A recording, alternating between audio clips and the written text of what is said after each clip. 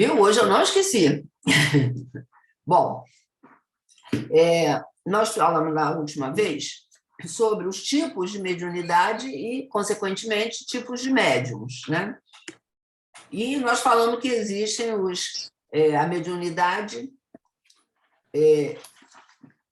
de efeitos físicos e a de efeitos intelectuais, assim como os médiuns, né? Que ligado a cada um tipo desse.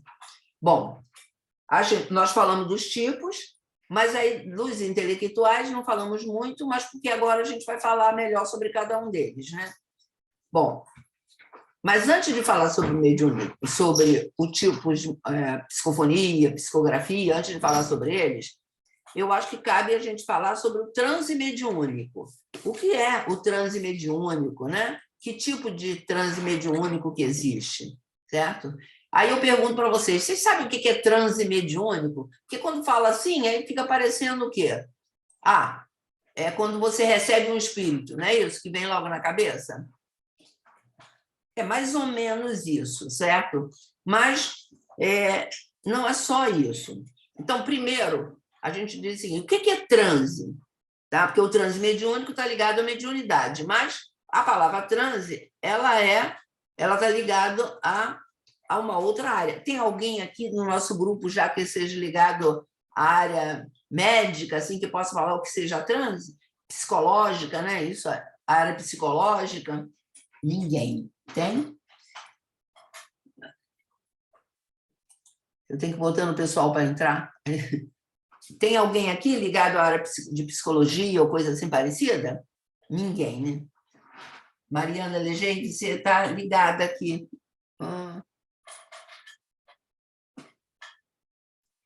Aqui. Bom, então o que acontece? Normalmente eles dizem que o transe ele é uma alteração da consciência, certo? Então, normalmente você diz assim, entrou em transe, quer dizer o quê? Que você está com uma alteração do seu estado normal, do seu estado de consciência. Então, para você saber que você está no transe, existem algumas características. Então, uma delas seria reduzida sensibilidade aos estímulos. Quer dizer, você não vê exatamente o que está acontecendo em volta, não tem estímulos, que você não observa o que existe à sua volta, os estímulos que existem. Então, por quê? Porque a sua capacidade está reduzida nesse instante, de você observar isso. Outra coisa é a perda ou alteração do que sucede à volta. Lógico, exatamente por isso. Como você está com a sensibilidade reduzida, a sensibilidade ao estímulo reduzida, você automaticamente você não percebe. Existe justamente essa quase inconsciência ao que está acontecendo à sua volta. Outro caso é o seguinte, a substituição da atividade voluntária pela automática ou involuntária. Por quê? Se você está num estado de transe, então, normalmente, você não faz aquilo que você quer, aquilo que você tem consciência. Então, você acaba fazendo coisas inconscientemente. Tá? Então, esse é o que normalmente eles chamam de transe, assim, a grosso modo. Né? Bom, o transe mediúnico, o que acontece? É a mesma coisa. É um estado especial, certo? Entre a vigília e o sono. Então, em geral, se vocês perceberem que muitas pessoas, quando dizem que viram espíritos, ou ouviram vozes e tal, às vezes elas estão justamente naquele estado, assim, vão dormir, mas elas não estão. Elas não dormiram ainda, mas já estão naquele estado de vigília, então estão naquele meio termo. Então, é o estado. Eu sempre digo o seguinte: que ele está com um pé aqui e outro lá. Então, como ele está com um pé aqui e o outro do outro lado, então ele tem a facilidade, ele abre as portas para justamente ele receber essas comunicações, receber essas visitas e essas comunicações.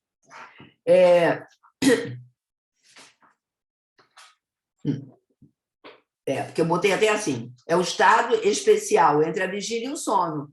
Abre as portas da subconsciência, porque aí o que acontece? O nosso subconsciente, ele então está apto a receber atuar, não é isso? É o seu subconsciente, não o seu consciente. Bom, o que nós temos? 119. Espera aí. Essa luz aqui é ruim para a gente ler, mas tudo bem. Olha só. É que eu quero ver aqui qual é o livro. Espera aí. O livro é o 4. É o livro Além do Inconsciente, tá? É do Jaime Servino. Então, ele fala assim: existem fatos psíquicos que ocorrem automaticamente. O espírito participa deles de modo passivo. É o que se chama baixa tensão psíquica, né? Os instintos, os hábitos e as próprias emoções são dessa ordem, outros são dessa ordem. Outros exigem participação ativa, que é o que ele chama de baixa tensão, alta tensão. Tais as operações intelectuais, a vontade e a atividade criadora. O decréscimo da atividade mental, que se chama passividade, é o caminho do transe, o que equivale a dizer dos domínios do inconsciente. O homem e intelecto funciona em regime de alta tensão psíquica. O inspirado busca a passividade que lhe amplia a percepção anímica. Entendemos por dissociação ou automatismo o fato de uma área mais ou menos extensa do cérebro agir desvinculada da consciência normal. Nos casos mais elementares, apenas alguns grupos de neurônios, células nervosas, né, adquirem independência e podem não haver alteração ostensiva do estado de consciência. A escrita e a palavra automática, certas formas de alucinação, traduziriam a atividade dissociada, respectivamente, dos centros motores e sensoriais. Eu digo assim, às vezes a gente entra um pouco numa área médica que a gente mesmo nem sabe, principalmente numa... Olha aí, eu estou vendo agora a minha amiga querida aqui. Está faltando. Estava faltando mesmo. Bom, então, é uma área que, você vê, essa área psicológica, ela é uma área muito difícil da gente, leigo, entender. E, principalmente, então, a gente está falando de uma coisa que a gente mesmo, no normal, no dia a dia, não entende mesmo, né? E, principalmente, essas palavras que a gente lê aqui, então fica difícil. Mas, o que acontece? Então, transe, vamos dizer assim, vamos ser bem assim simples, né? Transe é esse estado de semi-inconsciência, vamos dizer assim, que nós passamos. Então, não quer dizer mediúnico, é um estado normal, que qualquer pessoa pode ter, que fica justamente nesse momento, antes de você dormir, aquele estado que está entre o sono e a vigília, esse a gente chama de transe. Você está em transe, tá? Com um pé aqui, outro lá. O transe mediúnico é exatamente isso, é a mesma coisa. Então, nesse momento, você está predisposto a receber justamente essas visitas, receber essas informações. Então, esse é o que a gente chama de transe mediúnico. Você tem alguns graus de transe. Você chama o grau de transe superficial, que quando o superficial, quer dizer, quando você está naquele transe, você recorda quase tudo que está acontecendo à sua volta. Então, as coisas acontecem, mas você lembra de tudo que aconteceu.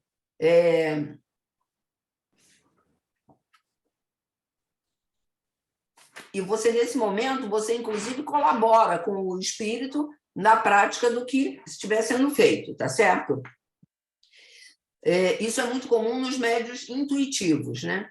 Tem o transe profundo, né? Em que você não lembra de absolutamente nada, você não lembra depois de nada, pode até recordar algumas coisinhas pequenas, mas, em geral, você não vai recordar. Ou recorda e imediatamente esquece.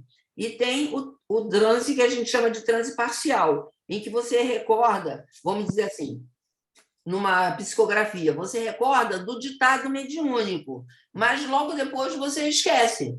Então, aquilo não você lembra e esquece, aquilo não fica como sendo uma coisa permanente.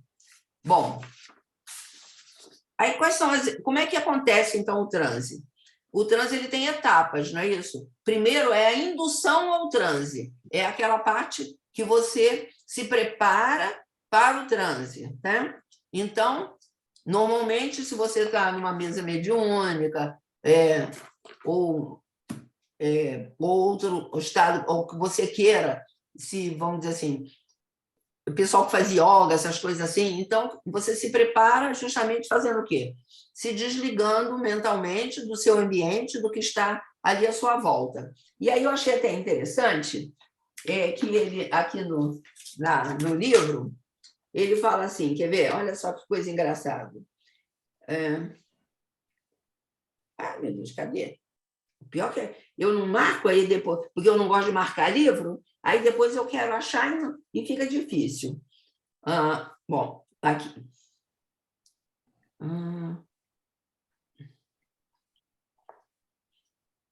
É que ele fala sobre as reuniões mediúnicas de Umbanda. É por isso que eu quero ver. Espera aí. Ai, meu Deus, cadê? Na hora que eu quero, não acho. Espera aí.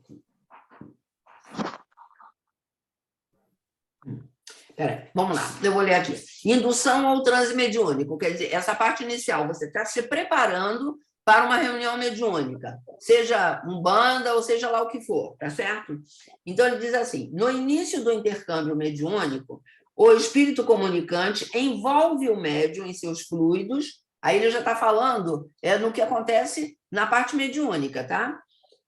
Envolve o médium em seus fluidos, produzindo-lhe um certo efeito entorpecedor.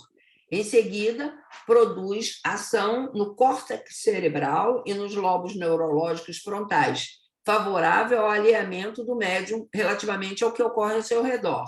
Essas duas ações, fluídica e mental, afastam o medianeiro do estado de vigília, sobretudo se há condições ambientais indutoras do transe. O que pode ajudar nisso? O ambiente físico, que é o local da reunião tranquilo, silencioso, limpo, agradável, luminosidade indireta, uma música suave, conversação digna entre os outros. Então, isso tudo faz o quê? Ajuda, justamente, dando as condições favoráveis para que você esteja apto a receber essa comunicação. Outro, emanações fluídicas favoráveis. As energias irradiantes da prece, das mentalizações, que são as irradiações mentais, associadas às energias oriundas do plano espiritual, que são os espíritos que já estão ali, produzidas pelos benfeitores espirituais, saturam o ambiente e afetam diretamente a mente do médium, induzindo-o ao transe. Existem outras formas de indução ao transe mediúnico. A título de exemplo, lembramos que nos cultos afro-brasileiros prevalecem estímulos mais fortes, os atabaques, os pontos cantados, sempre ritmados e monótonos, quer dizer, naquele ritmo mais ou menos igual, né? Que terminam por suscitar a onda inibitória cortical. Essa é uma técnica, não é uma técnica assim requintada nem nada, é uma técnica simples, mas que você consegue chegar ao transe mais rapidamente. Aí você chega ao transe propriamente dito, que é a concentração e a inibição cortical do sistema nervoso. Inicia-se pela concentração, certo? Que conduz ao rebaixamento da tensão psíquica, né? O médium fica desligado, envolvido pelas emanações dos espíritos, não é isso? E que se completa com a sintonia que se estabelece com o espírito comunicante. É nesse momento o espírito chega, vamos dizer assim, ele chega próximo efetivamente do médium, né? Aí o que acontece? O espírito, então, ele ajuda a ter um melhor acesso, ele tem um acesso aos arquivos espirituais do médium, certo?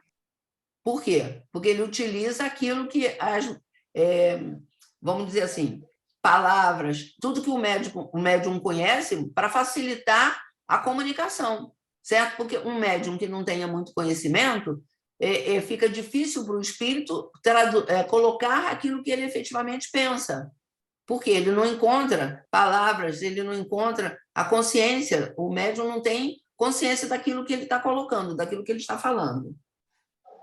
Depois, e aí, a manifestação mediúnica efetivamente. Ah, só, eu sei que é um assunto, não é um assunto assim muito fácil, eu estou tentando reduzir ao máximo, traduzir com palavras o mais fáceis possíveis, mas eu estou perguntando assim, deu para entender? Então, seria o quê? O transe mediúnico é efetivamente essa condição, essa facilidade que você coloca para que o espírito se comunique, vamos dizer assim. Então, como é que o espírito se comunica? Você se prepara para receber esses espíritos, certo? Com o ambiente, a música, os hinos, a atabaque, tudo que você tiver à mão. E aí você se prepara, você se desliga, certo? E aí o que acontece? Há uma facilidade dos espíritos, então, se chegarem, dos seus benfeitores, espíritos chegarem, aqueles que vão se comunicar, e se comunicou, se conectou com a mente do médium, certo? E aí, então, vem a comunicação. Então, isso é o que a gente chama de transe mediúnico. Está entendido? Alguém tem alguma dúvida? Luciana, essas coisinhas médicas aqui, se você ajudar, se você souber e puder ajudar, porque eu fico falando, mas aí uma explicação melhor, né? Porque eu não tenho como ter uma explicação mais fácil. Eu não peguei tudo que você quer que fale, não, mas depois você me passa que eu tento explicar. Não, é porque ele sempre fala o seguinte: que acontece? O espírito ele atua diretamente no córtex cerebral. Então, essas palavras são palavras médicas. Para mim, é o seguinte, como eu falo sempre, é grosso modo, né? É para leigo entender. O espírito chega, certo? E aí ele quer se comunicar. Eu estou preparada para ser um médium, né? Então, estou ali preparadinha, bonitinha, ali pensando, ou estou lá ouvindo o atabaque, né? Tudo bem, estou preparada, né? no transe, né? Ou seja, estou naquele estado assim em que eu estou pronta para receber a comunicação, né? Tá bom? Aí, o que acontece? Antes disso, peraí, a sua dúvida é o que seria córtex, antes de qualquer coisa? Não, aí, peraí. Aí o espírito chega. Aí eles chegam próximo, aí ele quer... O que ele tem que fazer? Ele precisa utilizar o corpo do médium, certo? Tá certo? Então, para usar o corpo do médium, o que ele tem que fazer?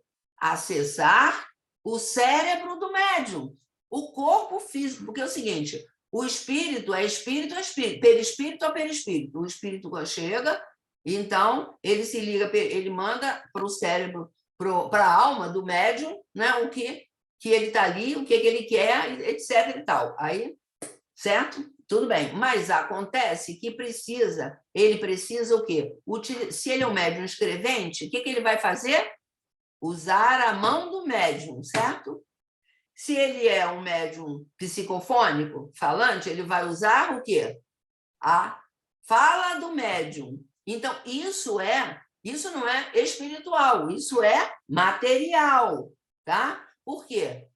Ele está lá, perispírito ou perispírito, mas ele quer o quê? Se comunicar aqui, na Terra, materialmente. Então, para que ele faça isso, ele precisa usar como se fosse o cérebro dele. Então, ele precisa usar o cérebro do médium, para que o médium faça o quê?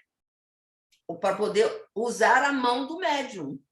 Então, o espírito, nesse caso, ele vai com o concorde do médium, o espírito vai utilizar a mão ou a voz do médium, tá bom? O córtex a grosso modo, o principal do nosso cérebro. Certo. E aí o córtex é dividido em várias regiões. Cada região é responsável por determinadas funções do nosso organismo. Então, para ser acessado de qualquer forma, para minha mão mexer e escrever, para minha boca falar, para sair o som, mesmo que eu esteja com a minha consciência alterada, que já é outra parte do cérebro, os movimentos e as informações precisam ser acessadas e acionadas de alguma forma. Então, por isso que ele tem que acessar partes do cérebro e até mesmo a parte que me deixa inconsciente, né? Também é acessado, senão eu não estaria acessado inconsciente. também, Isso. Então, o córtex é o principal. E aí ele vai acessando cada área, né? Que é isso bem grosseiramente, mas assim, cada área que precisa para poder os movimentos e o que é a expressão ser colocada para fora, senão a gente não consegue falar. Para eu estar falando agora, uma parte do meu cérebro está funcionando para movimentar músculo, para sair o som, para tudo isso. Então, essas áreas, para ter a manifestação, tem que ser acessada de qualquer forma. Isso. Então, quer dizer, quando eu falo, Rose, acesso o meu cérebro, né? Isso, o córtex cerebral. Quando eu estou no transe mediúnico, o espírito que chega é que vai escrever ou falar. Então, ele faz a mesma coisa. Só que ele vai acessar não dele, porque ele não tem mais corpo, ele vai acessar o meu, com a permissão, óbvio, do meu espírito. Porque, olha, tudo acontece... Fale. Deixa eu fazer uma pergunta. Quando esse médium está sob efeito de medicamento, certo? Tem gente que faz uso de medicamento contínuo ou que por um determinado momento está fazendo uso, né? Tem gente que faz para sempre, tem gente que faz só por um momento. Quando esse médium está com esse medicamento, esse medicamento ele atrapalha essa conexão? Ele retarda essa conexão? Ou ainda assim, independente da questão fisiológica, o espírito ele consegue esse acesso? Olha só, o espírito ele sempre consegue o acesso, só que ele vai ter dificuldades. Porque aí, ó, a Luciana pode até dizer, porque vai haver o quê? Aquele remédio ele é inibidor de diversas funções do corpo. Te dá sono, uma série de coisas. Então, é óbvio que o espírito tem mais dificuldades. Por isso é que se orienta que quem está fazendo tratamento com remédios controlados ou com esse tipo de medicação não deve participar, porque ele não está em condições, tá certo? Ele não está em condições de participar. E aí até você me corrige se eu estiver errada. Tá. Algumas medicações, Gabi, elas mexem alteram o nível de consciência, Isso. né? Se essas medicações alteram o nível de consciência, podem comprometer em algum momento o seu nível de atenção, né? Enfim, essa questão mediúnica. Agora, se a maioria dos medicamentos não altera o nível de consciência. A maioria dos ansiolíticos, por exemplo, né, dos remédios para ansiedade, são mais para controle de serotonina, né? Então, para recaptação de serotonina. Então, na verdade, esses medicamentos eles não estão alterando o seu nível de consciência. Eles estão, inclusive, corrigindo processos que estão deficientes no seu organismo. Então, teoricamente, estão deixando você como se fosse zerada, e aí não vejo por que comprometer seu trabalho, entendeu? A não ser que sejam medicações, que aí não são essas que eu estou dizendo, mas que alteram e te deixam grogue, vamos lá, um Rivotril numa dose mais alta, que pode comprometer, sim, seu nível de consciência, considerando, por exemplo, que o Rivotril, ele mexe, né? Rivotril e a família toda do Rivotril, não só o Rivotril especificamente. Mas mesh é o mesmo receptor do álcool, então é como se numa dosagem determinada, é como se você estivesse bêbada, e aí imagina você bêbada, né, em transe mediúnico, recebendo uma entidade para determinada atividade, e isso compromete, né? Compromete o seu nível de consciência, compromete você não vai ter a consciência, você não vai ter o controle do seu corpo. Quer dizer, o próprio médico não está tendo controle do corpo dele direito. Mas isso em dosagens que comprometem a sua consciência. Depende do remédio, né? Agora, se for apenas um ansiolítico, que é só para fazer uma recaptação de serotonina, ou consertar ali, ou um equilibrador de humor, que você tem déficit de determinadas substâncias e precisa colocar substâncias para equilibrar, você está só colocando o seu organismo como se fosse 0 a 0. Então, não está comprometendo em nada, está até ajudando para que você possa estar equilibrada para as suas atividades normais do dia a dia, e inclusive a sua atividade mediúnica.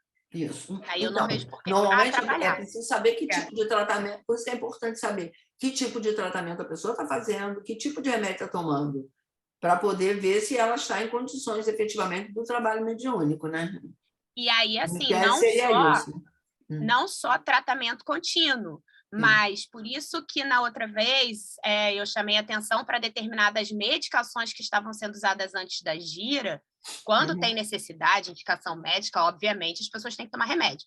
Mas, assim, algumas pessoas estavam chegando a toda gira querendo uma medicação logo antes da gira. Vamos lá, um Dramin, por exemplo, que é um remédio para enjoo, ele causa sonolência. Então, se a gente toma uma medicação nesse nível, está comprometendo a nossa consciência da mesma forma, não necessariamente no tratamento contínuo. Isso. Algumas outras medicações podem acelerar o coração, podem diminuir a pressão ou aumentar a pressão. E aí, quando você incorpora ou tem um transe mediúnico, você tem uma descarga adrenérgica, pode comprometer seu trabalho, pode comprometer seu físico, pode comprometer outras coisas. Então, não só a medicação de uso contínuo, mas a gente tem que ter cuidado até com essas, principalmente com as medicações de uso avulso, porque o organismo não está acostumado com aquela medicação e aí, naquele momento, você toma. Então, isso pode comprometer.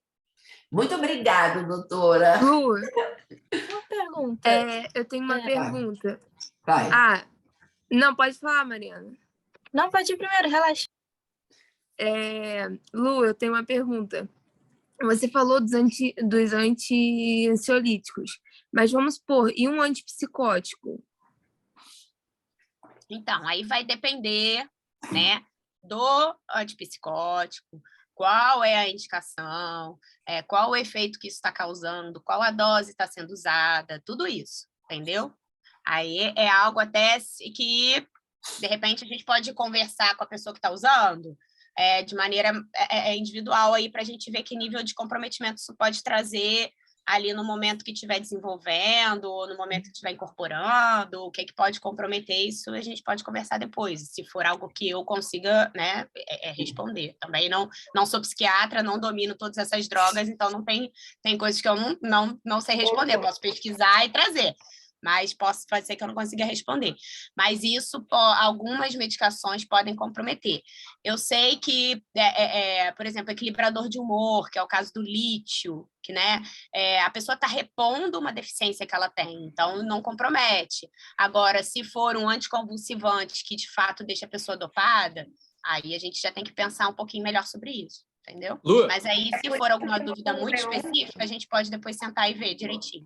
Tá? É por isso que Obrigada. Eles fazem uma anamnese medicinal lá. Eu não sei se você já conhece, eu era de lá antes da tenda. E quando você começa a fazer um trabalho lá de passe na maca mesmo, né, que é o trabalho que nós temos também, é feito com uma anamnese com, não sei se é médico, clínico geral, o que é, mas a gente tem que descrever todos os medicamentos que nós estamos tomando. Acho que tem todo um porquê disso, né? É interessante isso. Gabi, desculpa interromper, gente.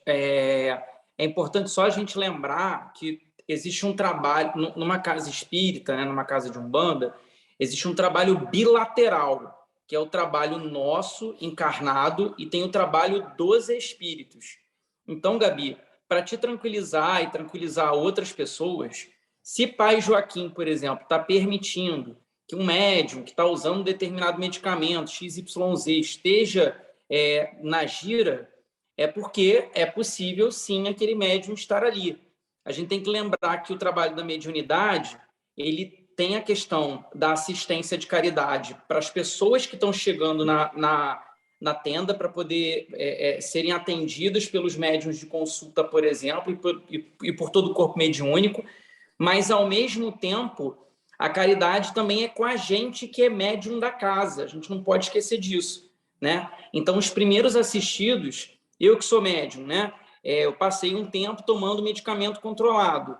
Eu estava trabalhando normalmente. Se eu fosse afastado, por exemplo, né? Porque eu estava tomando um medicamento controlado, eu teria problemas, porque parte da minha terapia também era estar lá atuando na Umbanda. Existe uma benfeitoria, existe uma caridade para o outro e existe uma caridade para mim também. Então, vocês podem ficar tranquilos com relação a isso. Existe a parte médica, mas também tem a parte espiritual. Dona Rua, se eu tiver falado besteira, me corrija. Mas aí, Eric, que foi até o que eu chamei a atenção. Porque se você está em uso de uma medicação contínua, que está te deixando equilibrado, que não está mexendo com o seu nível de consciência, são poucas as medicações que teriam e mexer com o nível de consciência. Aí talvez pudesse ser questionado.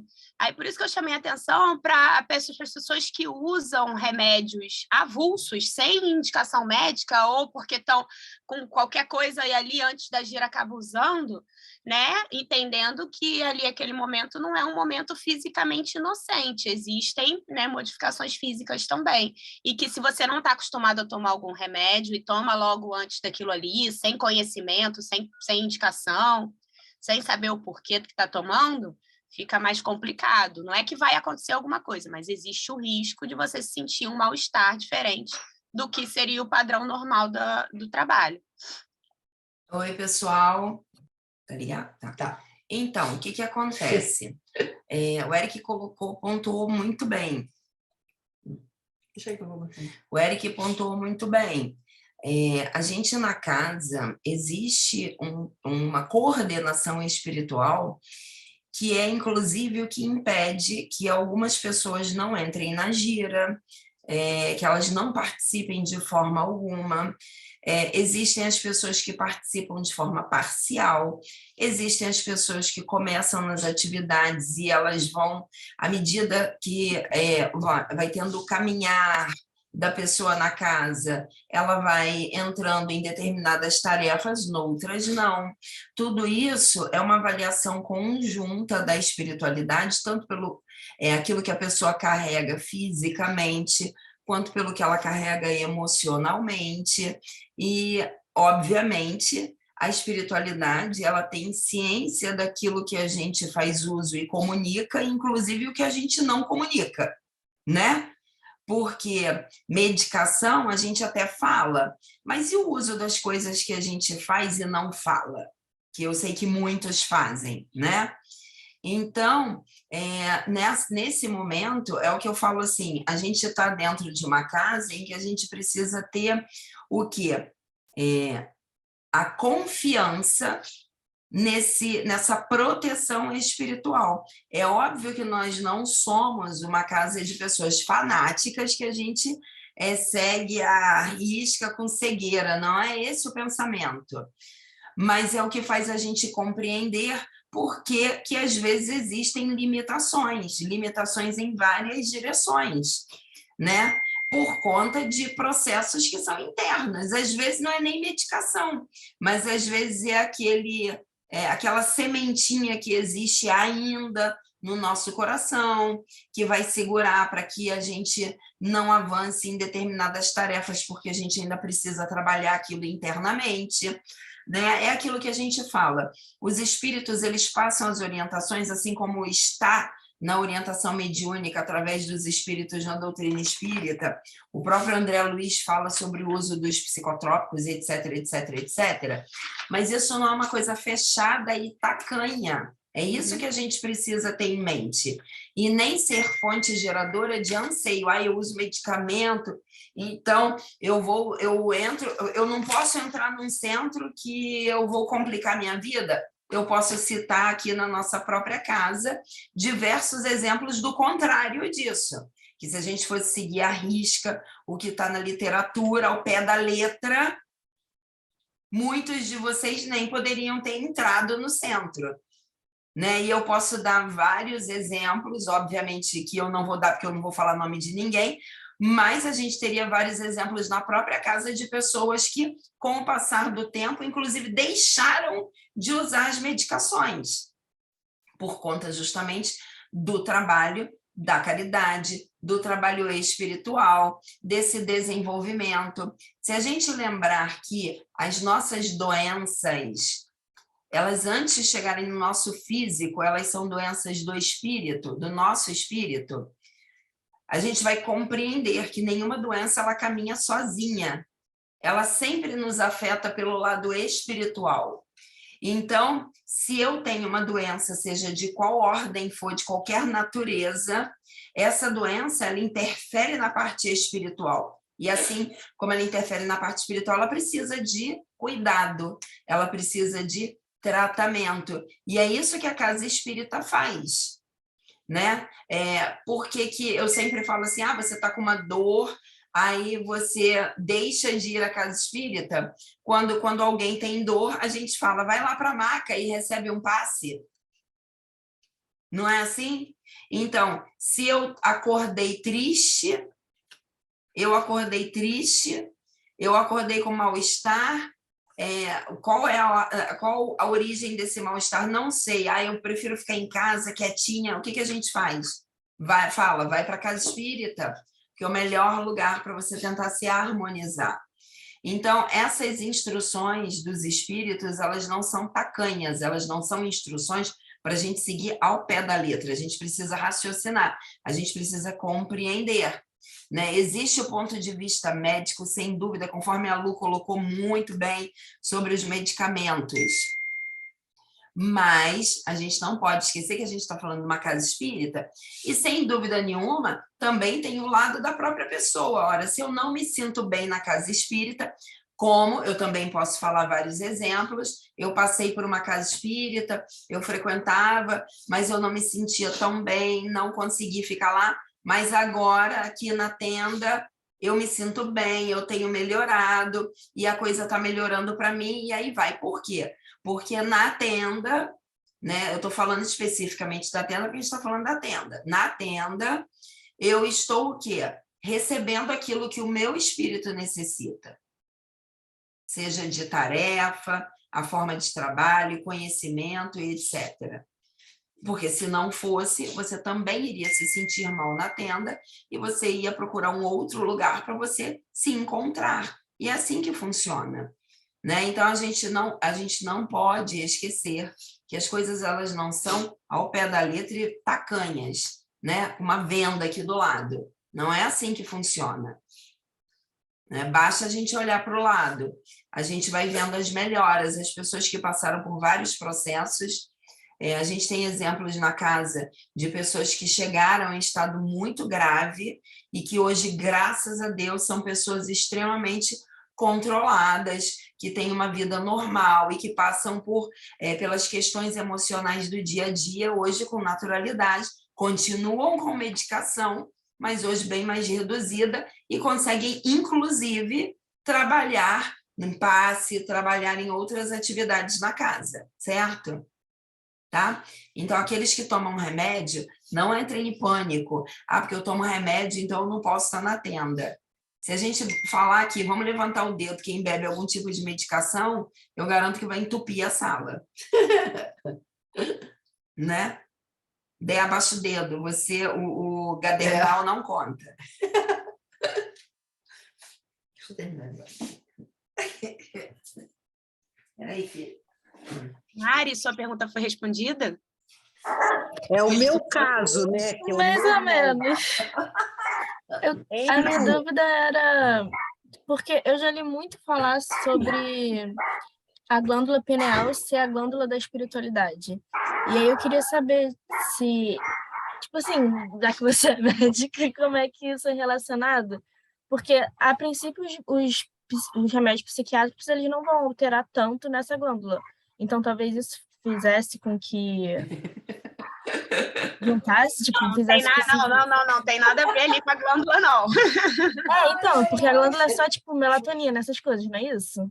Ela é mais... A glândula, o que se sabe na ciência, aliás, o espiritismo talvez consiga explicar muito melhor a função da glândula do que a própria ciência. O que a ciência sabe sobre a glândula é que ela é responsável pelo ciclo, né, sono-vigília, ou seja, é o seu reloginho do organismo, né? O seu contato com o mundo externo. Então, tem o que lá do seu nível de consciência, tem tudo isso, e aí acho que, nesse caso, Dona Rose vai saber explicar melhor do que eu, mas com relação... E isso que a Cris falou, tinha falado de maneira mais científica, a maioria dos medicamentos que a gente usa, né, que todo mundo usa, principalmente pós-pandemia, então acho que não tem um ser na face da Terra que não esteja tomando alguma coisa para ficar ok, né?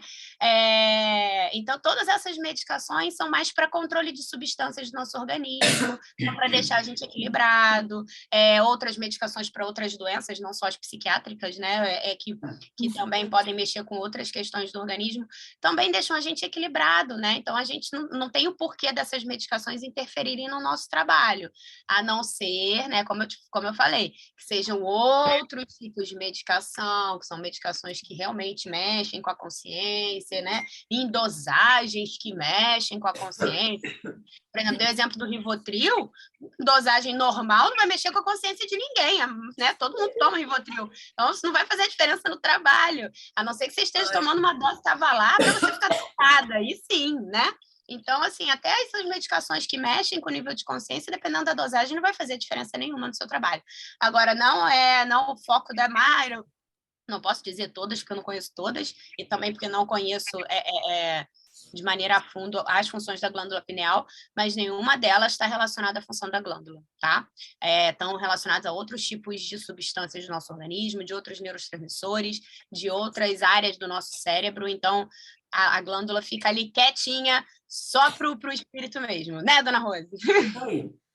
Então, vamos lá.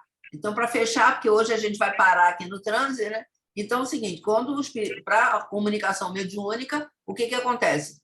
A gente quer ver primeiro o transe mediúnico. Então, esse transe mediúnico, então, o que acontece? Você está predisposto, você está preparado, você está naquele estado de vigília necessário do que a gente chama de transe mediúnico, certo? Você está ali, o espírito se aproxima, e aí o que ele faz? É a sintonia mediúnica, que é a sintonia entre o espírito que quer se comunicar e você, médium. Então, o que é essa sintonia? É a mente, as duas mentes se ligando e os corpos, perispírito a perispírito, se ligando, certo? E o que acontece? Nós temos no nosso corpo, que a gente já estudou, os chakras, certo? Então, quando há essa sintonia, essa ligação dessas duas mentes, e a ligação que afeta o corpo, porque você lembra que ele está falando antes. O espírito ele vai fazer o quê? Vai usar o córtex cerebral do meu corpo, certo? Para poder se comunicar. Então, existe uma comunicação também material, certo? De corpos. Então, feito isso,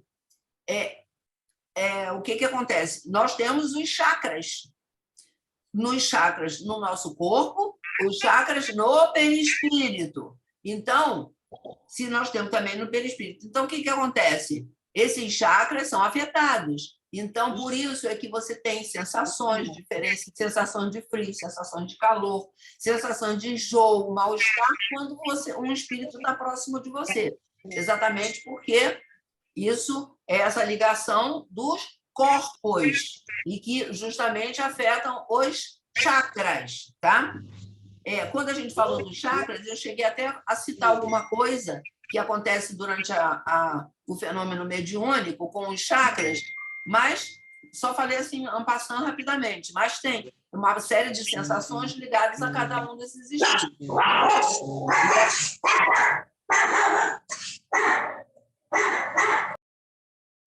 Não sei. Eu estava vendo aqui eu já fiz isso. Bom, e aí o que acontece? Nós temos uma glândula chamada glândula pineal, que ela é chamada de glândula da mediunidade, que, na verdade, os médicos não sabem ainda direito, eles sabem que ela é uma glândula que, na maioria dos casos, ela até na puberdade ela tem um papel mais preponderante, depois ela quase que some, né, vamos dizer assim, mas, no caso da mediunidade, ela é considerada muito importante. Para vocês saberem melhor, no livro Missionários da Luz, acho que capítulo 2, se eu não me engano, ele é um capítulo ligado, fala somente sobre a glândula pineal. E, até para a gente fechar, né, que aí, nesse livro mesmo, André Luiz, ele diz assim, que é ele citando, deixa eu ver aqui, quer ver? ele está falando justamente dessa ligação que eu disse antes, né? Então, ele diz assim, essa ligação mental é também conhecida pela expressão sintonia mediúnica. Na fase inicial do intercâmbio, a sintonia é mais leve, superficial, caracterizada pelo envolvimento fluídico que acontece entre o espírito comunicante e o médium. À medida que se estreita essa ligação mental, a sintonia se faz mais intensa e, consequentemente, maiores são as repercussões no corpo somático do médium. Por outro lado, o médium educado, que conhece com segurança o seu papel, lança boas energias e bons pensamentos ao comunicante, com quem se mantém unido dentro do circuito mediúnico. É possível, então, ao medianeiro, que é o médium, né, captar maiores informações a respeito do espírito que se manifesta, suas intenções, tipo de sofrimento, auxílio que solicita, que é a vontade de apelo, né, e situação espiritual. Alguns detalhes só são percebidos nesse instante, que é o sexo, a vestimenta, aspectos fisionômicos, nome, condições da desencarnação, etc., etc. Então, quer dizer, antes do espírito se comunicar, o médium ele começa a ter conhecimento de tudo isso, de tudo que ele quer falar, da situação toda. Certo? Durante o circuito mediúnico, se intensifica essa ação sobre as estruturas nervosas, especialmente do cérebro, e nas glândulas endócrinas, situação característica do estado do transe mediúnico. A glândula pineal, ou epífise, sobretudo, exerce papel fundamental pela ação preponderante na mediunidade e no psiquismo humano. A epífise é denominada glândula da vida mental. Reproduzimos, aí ele reproduz aqui um texto desse livro Missionários da Luz, que é sobre o caso que acontece numa reunião mediúnica. Então, ele diz lá, as glândulas do rapaz, então tem uma mesa mediúnica, certo? E aí tem um médium, né? Que é um rapaz. E aí ele vai descrever o que é que ele está vendo. As glândulas do rapaz transformaram-se em núcleos luminosos, à guisa de perfeitas oficinas elétricas. Detive-me, porém, na contemplação do cérebro em particular. Os condutores medulares formavam extenso pavio, sustentando a luz mental como chama generosa de uma veia de enormes proporções, de uma vela de enormes proporções.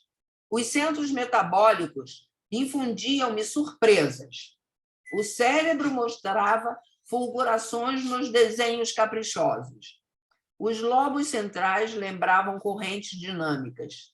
As células corticais e as fibras nervosas, com suas tênues ramificações, constituíam elementos delicadíssimos de condição das energias recônditas e imponderáveis. Nesse concerto, sob a luz mental indefinível, a epífise emitia raios azulados e intensos. No exercício mediúnico de qualquer modalidade, a epífise desempenha papel mais importante. Através de suas forças equilibradas, a mente humana intensifica o poder de emissão e recepção de raios peculiares à nossa esfera. Tá? Então, diz o seguinte, que essas ondas mentais e tudo que os espíritos emitem, tudo, que a epífise, durante o transe mediúnico, ela emite raios, ela se intensifica, fica parecendo como se fosse um sol emitindo raios, muitos raios. Então, eu não sou vidente, mas quem é vidente, ele consegue, muitas das vezes, captar essa visão e ver justamente o que acontece com justamente a epífise durante o fenômeno da incorporação, certo? Tem muita coisa, mas, por exemplo, esse capítulo do livro fala sobre a epífise, fala justamente sobre o papel da epífise no processo mediúnico. Gente, é um assunto que não é um assunto, como eu vou repetir, não é um assunto assim tão simples. A gente aqui no nosso estudo, é um estudo rápido, a gente fala mais de uma forma simples, porque a maioria também não tem muito conhecimento, não é isso?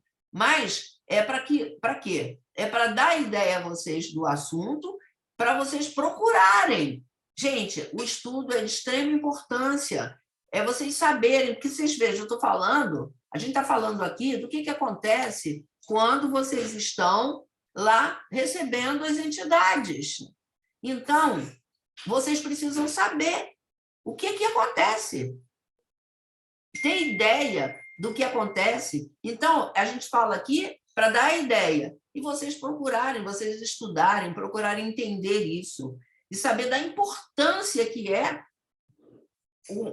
Porque ser médium não é só chegar lá, não é isso? Né, Luciano? Não é chegar lá e receber o espírito, não, gente. É muito mais além disso. Até porque isso a gente está falando da parte física, eu diria assim. Mas existe a parte toda espiritual, existe a parte da responsabilidade da obra que você, como médium, vai ter que estar ali para fazer. Porque quando você está ali recebendo o espírito, não é para brincar. É para exercer o quê? Uma atividade. Você vai fazer alguma coisa, certo? Então, essa coisa que você vai fazer, ela tem que ser o quê? Uma coisa para o bem. Ela é dirigida, ela tem que ser o quê? Baseado no Evangelho. Não é isso? Porque você vai ajudar alguém. Então, esse é o seu trabalho como médium, ajudar alguém que está ali. Veja só, alguém que é ou o espírito ou alguém que está ali presente, que é o caso de vocês quando vão fazer consulta, certo? Então, aí a duplo trabalho, que são os espíritos que estão ali, que precisam ser ajudados, bem como as pessoas que ali vão em busca da ajuda, certo? E que os espíritos que estão, no caso, se comunicando como instrutores, auxiliares, certo? Vão estar ali e vocês são o quê? Os medianeiros. É assim que a gente chama. Por isso que se chama medianeiro, do espírito com o nosso plano material. Gente, dúvidas deve ter um montão, né? Gabi está pedindo para ser... Gabi, ela caiu, pediu para ser autorizada. Voltei. Não, autorizei todo mundo. Conforme eu estou falando aqui, eu estou botando todo mundo. Encerrar a gravação. Gente, eu vou encerrar a gravação, que é para poder continuar o segundo tempo, né? Porque ela grava separado, né? Mas, se tiverem alguma dúvida ainda, alguma coisa, pense, procurem estudar. E aí, na semana que vem, a gente vai falar sobre psicografia e psicofonia, tá certo? Aí, se tiver alguma dúvida, que continua, veja bem, porque a gente falou no trânsito que é para saber o quê? Para ter mediunidade, qualquer mediunidade, existe isso, que se chama transe mediúnico, tá certo? Isso é o que antecede o processo mediúnico. Então, se tiver alguma dúvida, a gente pode ver na próxima vez. Boa noite para vocês. Bom estudo. Encerra a gravação. Espera aí, deixa eu... Boa noite. Cadê? Onde é que... Deixa eu fazer isso. Não estou achando. Deixa eu fazer. Vai lá, faz você. Não achei. Ah, não.